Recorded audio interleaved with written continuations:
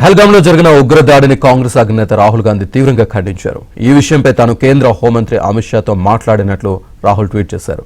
బాధిత కుటుంబాలకు న్యాయం జరగాలని, ఈ కష్ట సమయంలో అందరం వారికి అండగా నిలవాలని రాహుల్ పిలుపునిచ్చారు.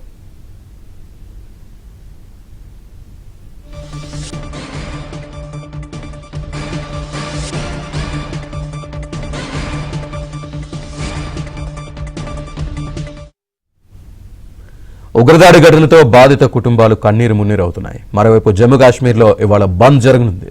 ఉగ్రదాడిని ఖండిస్తూ జేకేఎన్సీ బంద్కు పిలుపునిచ్చింది. బంద్ను విజయవంతం చేయాలని విజ్ఞప్తి చేసింది.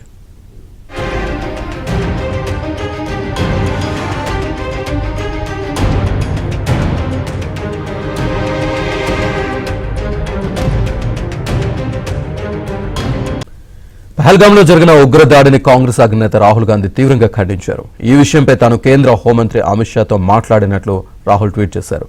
బాధిత కుటుంబాలకు న్యాయం జరగాలని, ఈ కష్ట సమయంలో అందరం వారికి అండగా నిలవాలని రాహుల్ పిలుపునిచ్చారు.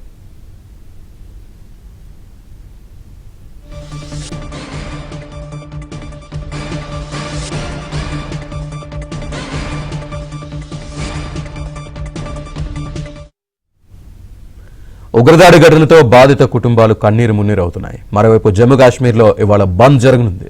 ఉగ్రదాడిని ఖండిస్తూ జేకేఎన్సీ బంద్కు పిలుపునిచ్చింది. బంద్ను విజయవంతం చేయాలని విజ్ఞప్తి చేసింది.